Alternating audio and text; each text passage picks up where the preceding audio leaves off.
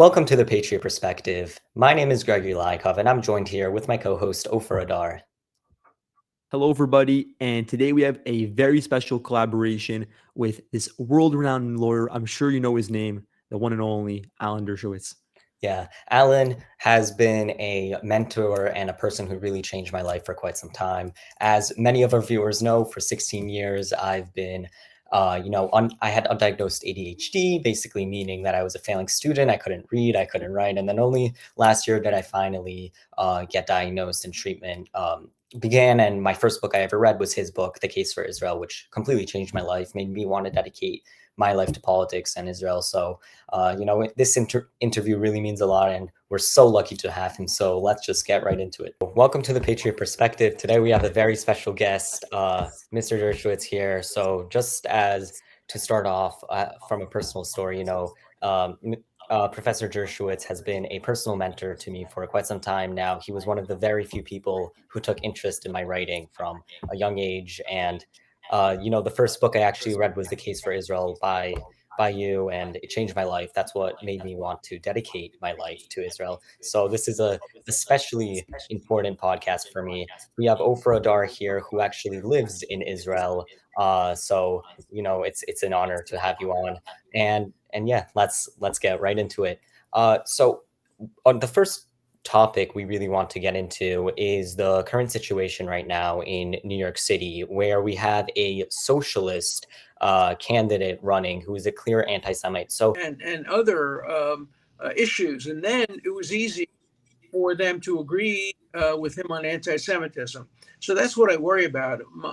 Donnie's success as mayor will incline people to say, "Oh, he's good and he's right on the economy. He's right on affordability. So maybe he's right on Israel, on Jews." And that's the great danger. The other great danger is if he wins, and he probably will, this will spread. The next mayor of Minneapolis, the next mayor of Chicago, the next mayor of Los Angeles, next mayor of San Francisco may very well be anti-Semites. And we're going to see it much more uncomfortable for Jews to live in large democratic cities. Already movement. Many Jews are moving to Florida, to Texas, to Arizona.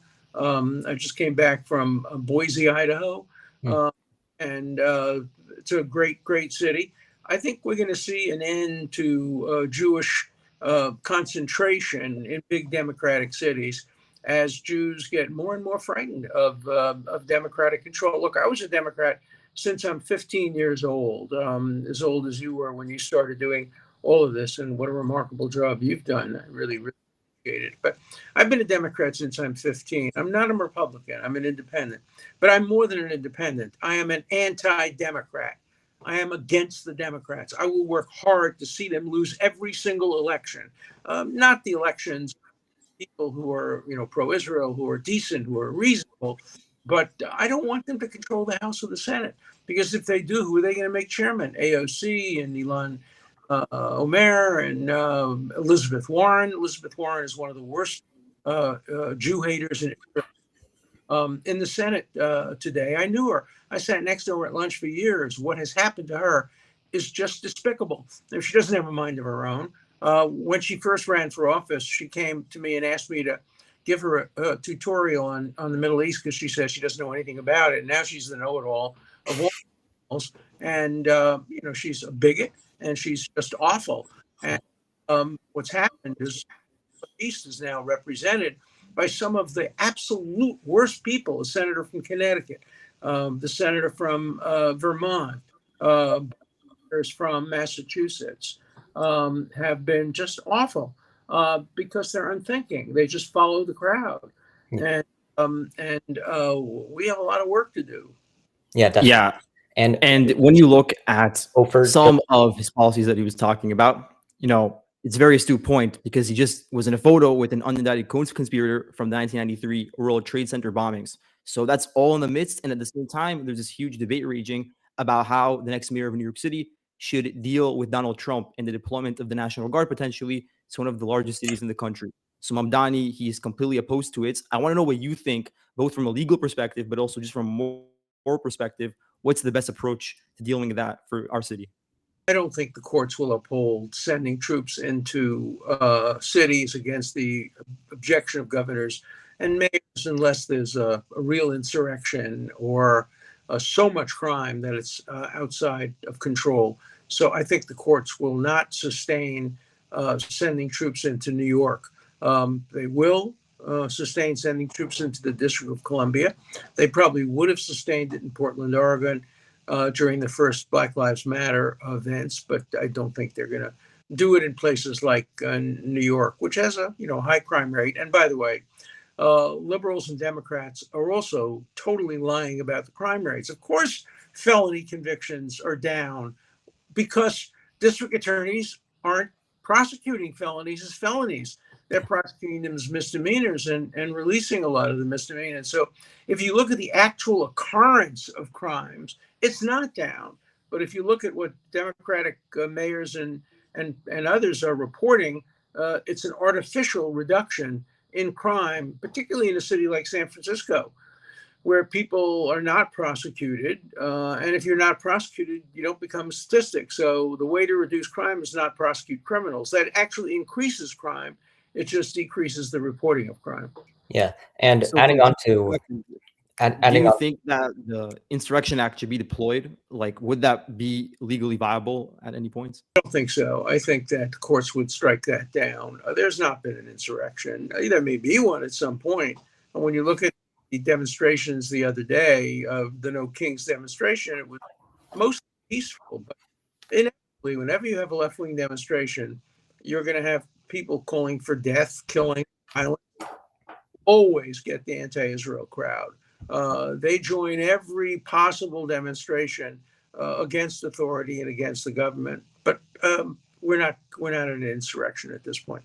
Just adding on to Ofer's question about the National Guard, I wanted to ask you, who is it up to decide how much crime is in a city? Does the judge have the authority to say that a city is not necessarily going under so much crime? Is it up to the judge's authority? Good question. I have a piece on that in USA Today a couple of days ago, exactly on that issue. And you asked the right question. The hardest question is always who decides, not what's decided. And in the end, the judges do have the authority to decide. The president has, but the judges have the authority to conclude that what the president did is totally and completely unreasonable. Like what Potter Stewart once said about the definition of hardcore pornography. He said, I can't define it, but I know it when I see it. And when you get, small demonstrations being called an insurrection, the courts will strike that down. But if you have major crime waves in a city, like in Portland, where they took over the federal buildings, where they burned cars, where they denied access, I don't think the courts will second guess the president on issues of that kind. And just one more follow-up question I have in relation to that. We see that every single time there is one of these big events, like what happened in Black Lives Matter, it starts off small. Just a few cars are being burned, just a few protesters go out of hand, and then that's when it goes out of control. So does the president have the authority or ability to fix this issue and, nip it in the butt right when it starts off small to make sure it doesn't get out of hand, if that makes sense? I have a new book out, my 55th book. It's called The Preventive State, and it's all about that. It's all about when you can intercede and who has the authority to decide when a demonstration is likely to turn into an insurrection. The vast majority of demonstrations don't. And so you can't use the excuse that some of them did to send in the troops, all of them. It has to be factually to a particular case. I mean, we had millions of people on the streets yesterday or the other day on, No Kings, and we didn't see it turning into a violent demonstration. On the other hand, with Black Lives Matter, they were turned into violent demonstrations. Let me be very clear about Black Lives Matter. Black lives matter. They don't matter any more than Jewish lives or Muslim lives or anybody else's lives. The concept is a good one. The organization is a despicable organization. It's an anti-Semitic organization. It's an anti-American organization. It's an anti-Western organization. It's a corrupt organization. No one should support the organization Black Lives Matter. It was a terrible mistake for American industry to get behind Black Lives Matter, for professional athletic teams to get behind Black Lives Matter. It was a terrible, terrible mistake. Black Lives Matter, the organization, deserves no support whatsoever. The concept deserves support. Black people deserve support. But Black Lives Matter organization deserves nothing but contempt. Yeah, absolutely. And while we're on the topic of racial issues, right now redistricting is a huge problem because you have the case in Louisiana that could actually change what is defined as legal or illegal gerrymandering. And so I was wondering what your take is on the case and whether race-based gerrymandering is something that should be applicable, something that it should be completely ruled out. And if it does get ruled out, then that can change the composition of the House and give the Republicans, 10 more seats in the South. That would be a huge deal for the Republicans. Yeah. Possible. What the Supreme Court has basically said is we're going to stay out of gerrymandering if it's political. After all, gerrymandering starts with Eldridge Gerry creating a salamander district in order to increase the prospect for his party. So the court says we're going to stay out of that. But if it's done to remedy racial injustices, the court will get into it. Now, some people say, well, look, the Supreme Court has struck down affirmative action based on race. They're going to do it as well in the area of gerrymandering. No, that's not right. Why? Because there's an alternative to race-based affirmative action. It's called meritocracy. We know what it means. People should be admitted to college, law school. People should be made professors based on merit, not based on. You can't apply that reasoning to reapportionment or apportionment because that's a zero-sum game. And what happens if you totally eliminate race? Race is often a surrogate for political party, not as much as it used to. There are a lot of now Black Republicans, certainly a lot of Hispanic Republicans. So what I think is going to happen is the court's going to cut back on the use of race, but it's not going to be able to eliminate it completely. Yeah, and we have also seen, just on a separate note, that right now the International Criminal Court is trying a case that involves Israel. This has been going on for quite some time now. It's led by South Africa. We just wanted to hear, what are your thoughts on it? What are some updates, and how irrelevant is the actual verdict of this case to what Israel will actually do in the future, if that makes sense? We just saw today the absurd Prime Minister of Canada, who got elected only because Trump tried to elect the opposite guy. The absurd Prime Minister of Canada, who's really a terrible leader, just announced today that he would arrest Netanyahu if Netanyahu came to Israel. If he did that, obviously the United States would sanction Canada, and we'd be in a real political war across the border. Also, I don't believe that the majority of Canadians think that Netanyahu should be sanctioned. Let's understand how this happened. Here I'm not talking as an expert. Here I'm talking as an eyewitness. I am an expert on the International Criminal Court. I've argued cases. I've written about it. I'm very close to the man who was the first prosecutor, but I'm not here talking as an expert. I'm talking as a witness. I know what happened because I was involved. I worked with a man named Tom Lynch, who was the chief executive to the chief prosecutor, a man named Khan, to arrange a meeting between Khan, the chief prosecutor, and Israeli legal authorities in the Advocate General's office and the military, etc. The meeting was all set. We knew how it was going to happen, when they were going to arrive, where they were going to have dinner, who they were going to meet with, when they were going to go to Gaza and look into it, all set. And then what happens? The chief prosecutor gets accused of rape, credibly, by one of his assistants.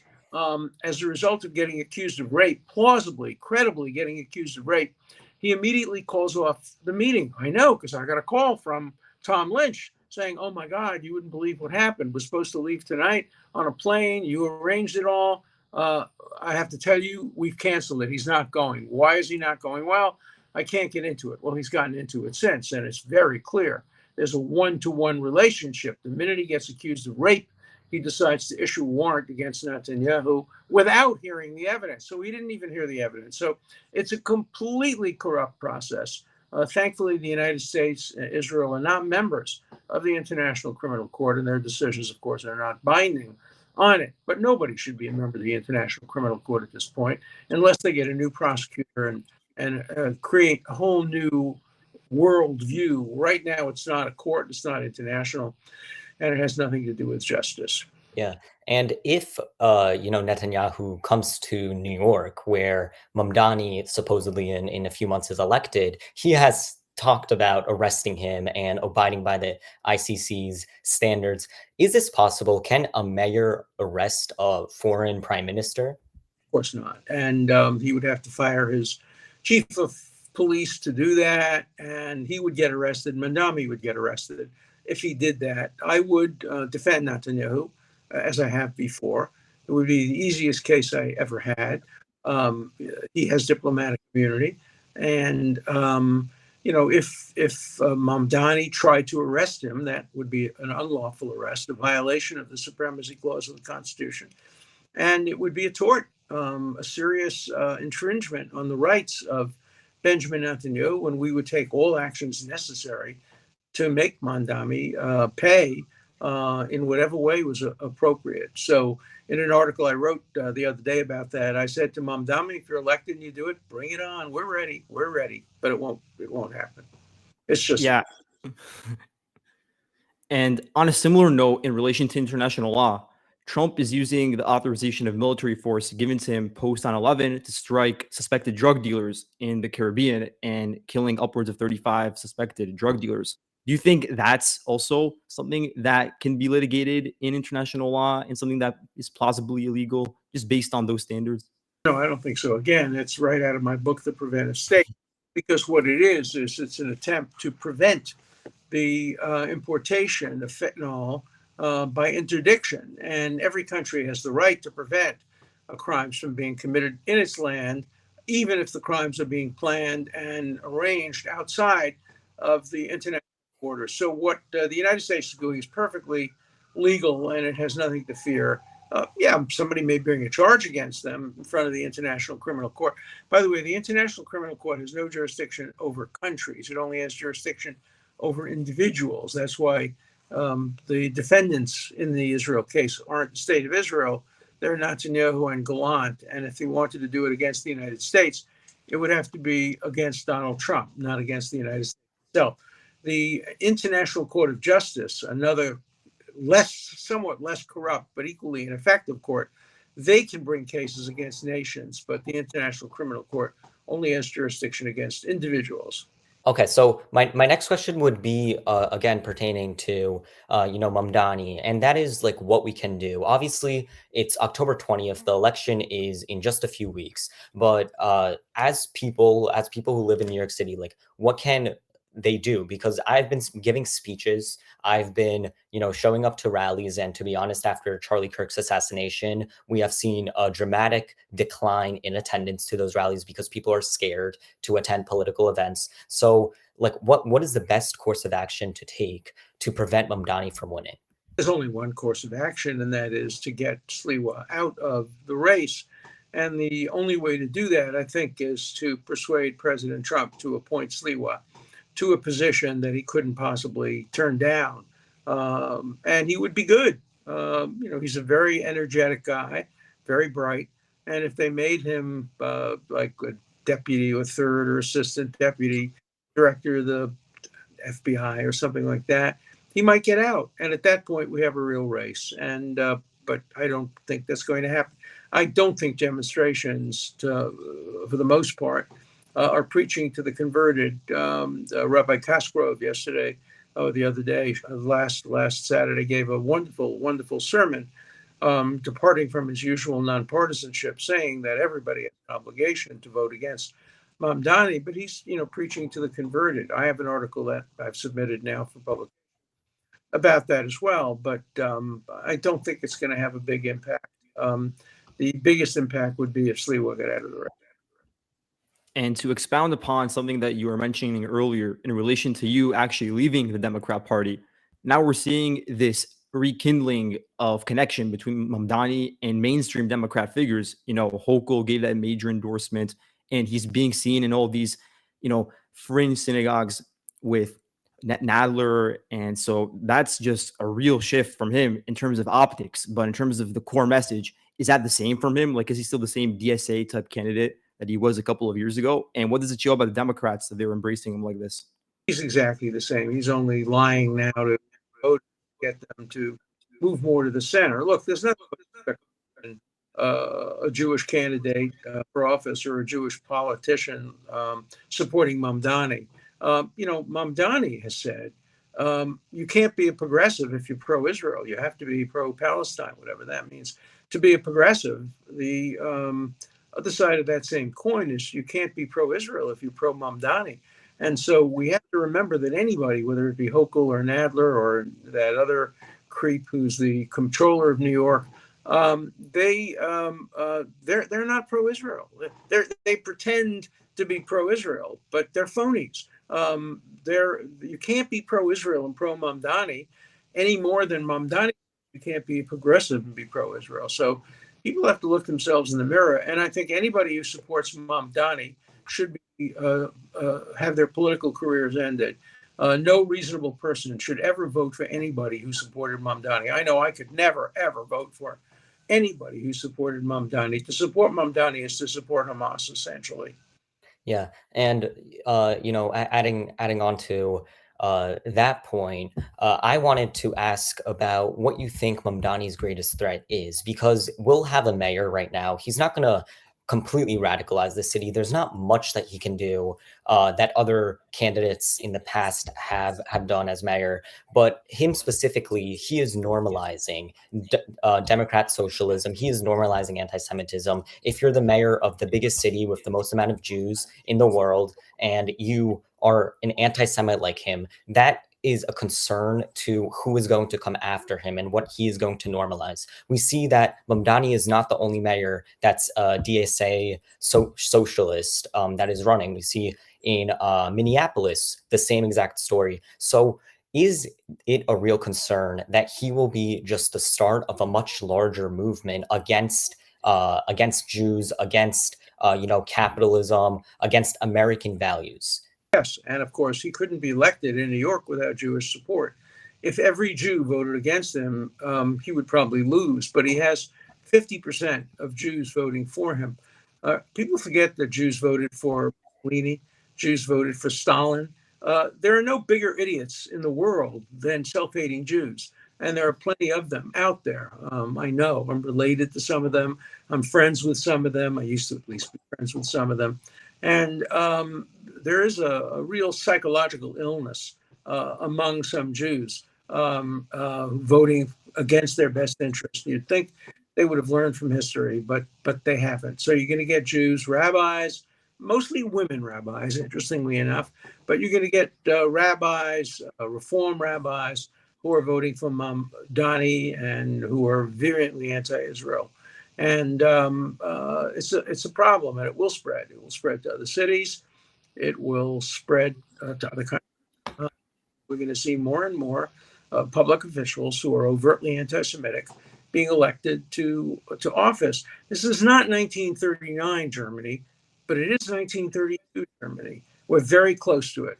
We're seeing what's happening at universities today, very similar to what happened at the University of Munich, the University of Berlin, Heidelberg University in 33 and 34 in Germany. And, 1933 and 1934 was only 4 or 5 years before 1939 Kristallnacht, and 1938 and 1940 the Holocaust. So we have a lot to worry about. And I have another new book coming out called Jewish Blood is Not Cheap, Call to Arms to Prevent the Recurrence of what happened on October 7th and other times. And we really have to be stronger than we are now. We are not yet strong enough and united enough. And that's been the problem of Jews for years. We don't anticipate problems until it's too late to fix them. Yeah. And just as a final word to just hone in on Mamdani's policies.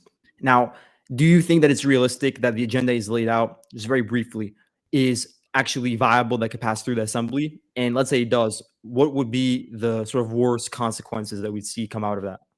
I don't because his policies are viable. Many of them have to go through the state rather than the city or the city council. Of course, the New York City Council is loaded with anti-Semites as well, as are local city councils in a number of cities, particularly in minority areas, not exclusively, but particularly in minority areas. And so what Mamdani has done is put together a coalition of radical self-hating Jews, anti-Semitic minority members, not, again, don't want to generalize about groups, but, ordinary radical. In New York, that works. It probably wouldn't work statewide in New York State, and it certainly, at the moment, wouldn't work nationwide. But the socialists are moving gradually, starting in the cities, and that's the way a revolution could begin. A revolution or an evolution, but free market economy is in danger. Civil liberties are in danger. Let's remember, too, the Democratic Socialists in America are very anti-civil liberties, very anti-free speech, very anti-due process, very anti-right of representation. For them, it's all about results and all about getting their way. And that's why they're so dangerous. And that's why I'm going to continue to fight against them as long as the good Lord gives me strength. I'm 87 years old, and I'm going to fight like hell to make that what I fought for all my life isn't given up by mostly young people who, it was the great Louis Brandeis who once said the greatest dangers to liberty lurk in people well-meaning, but without understanding, zealots without understanding. And I think that reflects many in your own generation, not you. You're an exception to it. And that's why you're so important. And I want to wish you congratulations on your podcast, on your writing, and both of you on standing up for what's right and what's just. If all young people were like you, I'd sleep better at night. Thanks. Thank you. And just for, I don't really have a question, but just to let you know, I'm actually writing my first book right now, which is going to be titled My Generation is Failing America. And I expect you to beat me. I'm on my 58th book. Hopefully. It's much harder than it looks, though. Writing a book is so long. Years ahead of you. I didn't start writing my first book until I was in my 30s. So you got a way head start. So I'm hoping and expecting to live long enough to see you beat me. Thank you so much. Publication of your 60th book. Thank you. And, I was a staunch supporter and listener of the Dersh Show. So whenever that's going to be back, it's going to really be important. So if you need any help with that, please let me know. I'm good with technology. So I really we need that back. Well, and congratulations on your great work. Thank you so much, Mr. Dershowitz. Thank you, Mr. Dershowitz. Yeah. Well, that was just an amazing interview right there with Mr. Dershowitz. It was such a pleasure to have him on. He really meant so much to me, and he still does. And it's wonderful that he joined the show. He actually was the person who started our podcast or recommended me to start the podcast. So yeah, Ofer, but what were your initial reactions after the interview? I mean, so much was said, so much was done. What are your reactions? Oh yeah, definitely. Like, he covered so much within a very short time span, which is what I was most eager to hear. Just complete synopsis of all the major legal issues that, the United States is dealing with, but also worldwide. So I was really a big fan of that. And you could tell, like, the main theme that he's been honing in on because of the New York City mayoral race is related to, the Jewish interest in the city. And that's ultimately one of the main reasons why he left the Democrat Party and he's now an independent. So that's sort of been the wake-up call for him and has helped with I wouldn't say it's a major political realignment. I also think that he would say that he's been consistent on a lot of issues related to social liberalism and free markets and such. But at the same time, the Democrat Party's also shifted. And so he's sort of been drifted aside compared to the radicalism that we've seen really grow out of their side. And it's turned him into a sworn enemy of likes of Mamdani and every other individual that is embracing him. He described himself as an anti-Democrat, not only an independent, but an anti-Democrat, which is a pretty big deal. And yeah, so I want to see how that's going to play out. He's definitely switched a lot from voting for Obama, people like Obama, to now portraying himself as a supporter of those who support Israel, those who support Jews, and those who are rational. And that's not what Mamdani is. Yeah, it's so much more than just one niche issue. You have to go through his entire worldview and understand that he views the world through these ontological hierarchy, that he referred to white neighborhoods as being the ones that need to be taxed the highest. Like, that's just plain bigotry. He could have said high income families, high income households, which would have included Asians, East Asians, but he specifically communities, white property owners. He's an individual that comes from India. He's a Muslim Indian who, his family, they were by a black supremacist who hated Indians, who hated white people, but somehow he still loves third worldism and still worships the sort of throne that they sit on. And so he has complete discontempt and ire for everything that's related to the founding of the country, related to the founding stock of this.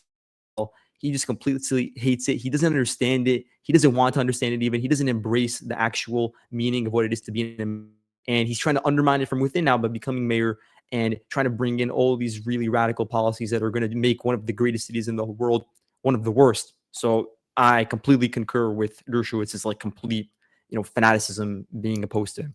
Yeah, definitely. And, to add on to that, he had some very interesting perspectives in regards to, the National Guard deployment and the redistricting. So just to start off with the National Guard deployment, what did you think about that? Because he basically said that the judge has an ability, or the judge, it is up to the judge to decide whether the situation in Portland, Chicago, New York, or any other city is actually bad, or if the National Guard is too far. So what do you think about that? Is it true? Like, what are your perspectives? As much as it pains me to say, yeah, Dershowitz is correct on the legal reading of things.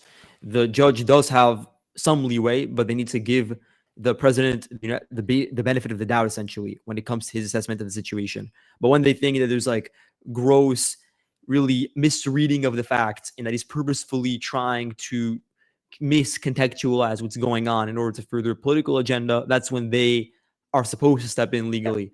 So that's what we're seeing now with the blocking of deployments, not just federalization, but then also the deployments into Chicago and Portland. And the good news is that at least in Portland, the federalization is allowed because of the appeal to the circuit courts, but it's still being blocked from actually being deployed to where it's needed. And then in Chicago, same thing. We're now in the appeals process, and we have all these injunctions that are preventing deployment into the city. So it's going to be cascading up until the Supreme Court at this case. And yeah, the judges do have some discretion, and they actually have even less with the Insurrection Act. They need to also give the president a lot of leeway when it comes to his reading of the situation over there. But even then, it's a really murky legal subject because we haven't really seen this play out in over 70 years when there's been a disagreement between the state legislature and the president. But now we're seeing it for the first time since segregation. And that's going to lead to some really novel legal questions about the extent to which the president can even use Insurrection Act if that ends up being the route he chooses. Yeah, definitely. And, he did mention, though, that in the situations like the Black Lives Matter protests, that was obvious, an obvious instance where the Insurrection Act or the National Guard deployment was necessary and proper for the president to do so, just because of the situation where people were getting killed. There were riots on the streets. There were businesses that were being damaged. That's an obvious way of putting it, an obvious issue that the president should be able to solve with the National Guard deployment. There's no kind of leeway there. However, now the situation in Chicago, for example, it's not as obvious. There's not an ongoing riot. There's a lot of crime, but it's not an ongoing riot. The question I have, though, is why the governor of Chicago, Pritzker, would ever deny or would ever refuse the National Guard from being sent to his city. What is the downside? It's handing Trump a win. He doesn't want to be seen as a weak Democrat that's walked over by a Republican president.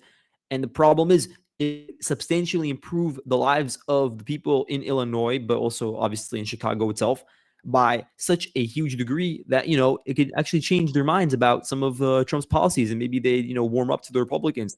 So he's really worried about that. He thinks that, it should be normal to be the highest in the country, top 5 consistently for murders, just not per capita, just completely just bare numbers in Chicago. Apparently that's okay for him. He's not complaining about that. He's going to be okay in his gated communities. He's not going to suffer from that. He has his own private security. The people on the street, the regular people that need to go to work, they have to go and buy appliances for their families. Like, they're going to be bearing the brunt of the consequences for that.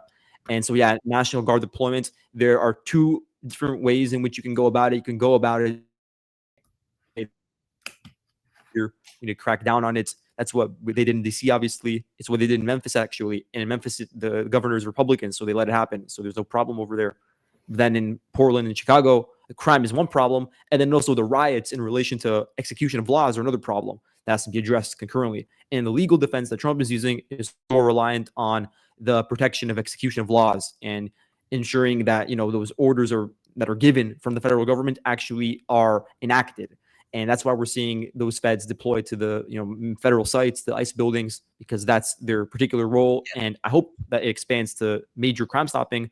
But this is the first step. And even that's a huge legal hurdle.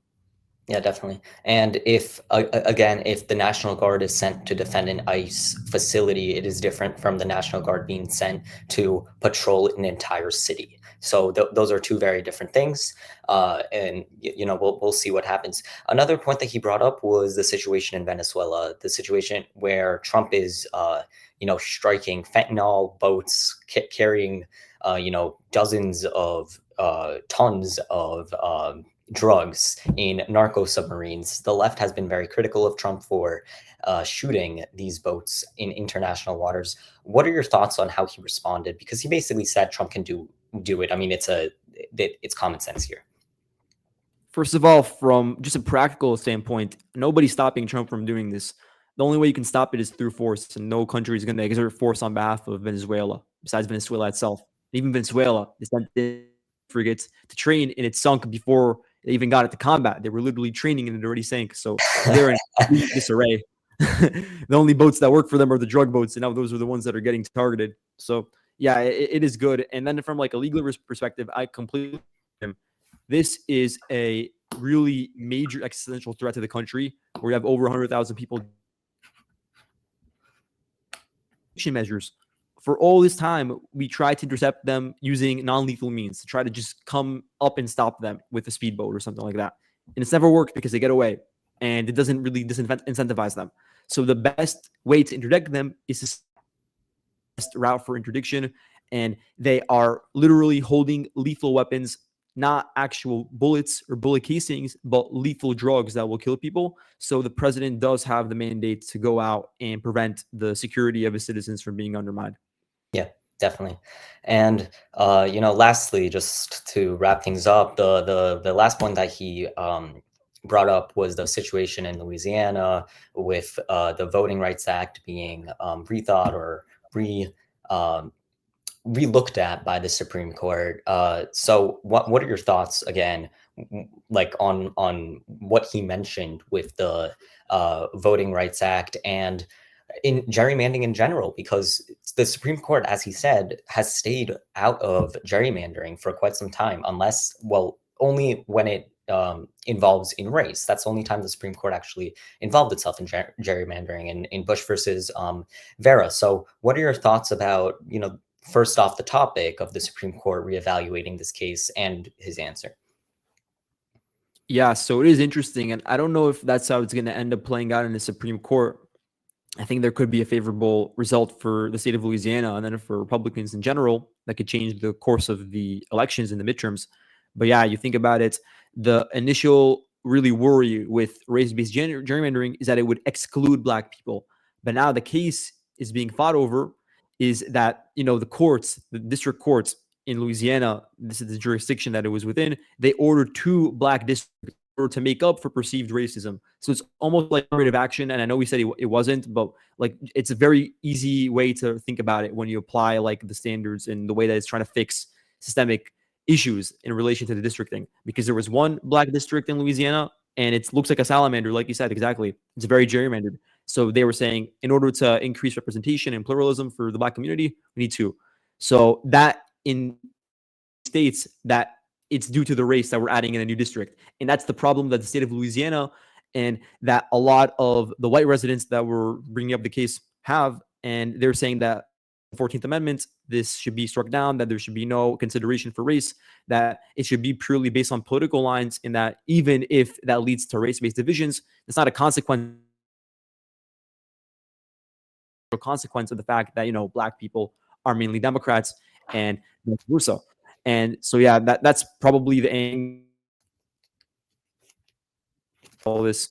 And apparently, like from what Dershowitz is saying, there may be some still legal standing for the opposition for the court that we made Louisiana change their maps to 2 districts, and that are now fighting for, more representation for Black communities that may have been sort of drawn out, whether intentionally or unintentionally. Yeah, definitely. Yeah, and it was just a wonderful interview. We're so lucky to have him on, and we're excited for our next interviews that are coming up very shortly with some even with very interesting people as well. Dershowitz, he meant a lot to both of us, so it was wonderful, and we hope to see him again. And yeah, in the meantime, stay tuned on the Patriot Perspective, and thank you guys for watching. Thank you guys so much. Many more collaborations coming soon.